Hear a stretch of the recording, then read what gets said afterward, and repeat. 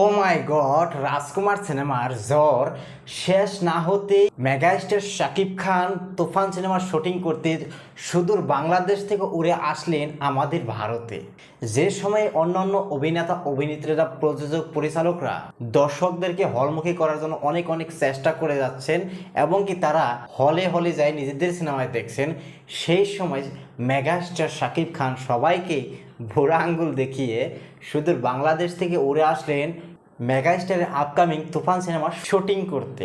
কারণ সুপারস্টার শাকিব খান জানে যে আমার সিনেমা ট্রেলার না আসলেও সুপারহিট হয়। কারণ সুপারস্টার শাকিব খান ভালো করে জানে যে আমার সিনেমা আমি নিজে গিয়ে প্রমোশন করার দরকার নাই, কারণ আমার সিনেমাকে প্রমোশন করার জন্য আমার সাকিবিয়ানরাই যথেষ্ট। হ্যাঁ বন্ধুরা, আমি কিন্তু ঠিকই বলছি। দেখেন, মেগাস্টার শাকিব খান এমন একজন স্টার যে স্টারের সিনেমার কোনো ট্রেলার লাগে না, ট্রেলার ছাড়াই সিনেমা সুপারহিট। আমার সব থেকে এই বিষয়টা ভালো লাগছে যে রাজকুমার সিনেমার জ্বর শেষ না হতেই তুফান সিনেমার শুটিং করতে উড়ে আসলেন আমাদের ভারতে।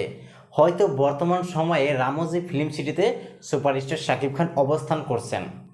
যদিও আমি ঠিক জানি না, যদি আপনি জানেন যে এই মুহূর্তে সুপারস্টার শাকিব খান কোথায় আছেন, তাহলে অবশ্যই আপনি কমেন্ট বক্সে সুন্দর করে লিখে যান। কারণ আপনারা তো সবাই জানেন আমি থাকি চেন্নাই। যদি বর্তমান সময়ে সুপারস্টার শাকিব খান রামোজি ফিল্ম সিটিতে থাকে, তাহলে অবশ্যই সেখানে যাওয়ার প্ল্যান একটা করব। আমরা তো সবাই জানি রামোজি ফিল্ম সিটিতে এই তুফান সিনেমার শুটিং করার জন্য 90 দশকের কিছু ফটোজ দেখানোর জন্য সেখানে বিশাল বড় আয়োজন করা হয়েছে, বিশাল বড় সেট কিন্তু তৈরি করা হয়েছে। বর্তমান সময়ে শাকিব খান কোথায় আছে ঠিক বলতে পারবো না, হতে পারে রামোজি ফিল্ম সিটিতে, হতে পারে কলকাতা।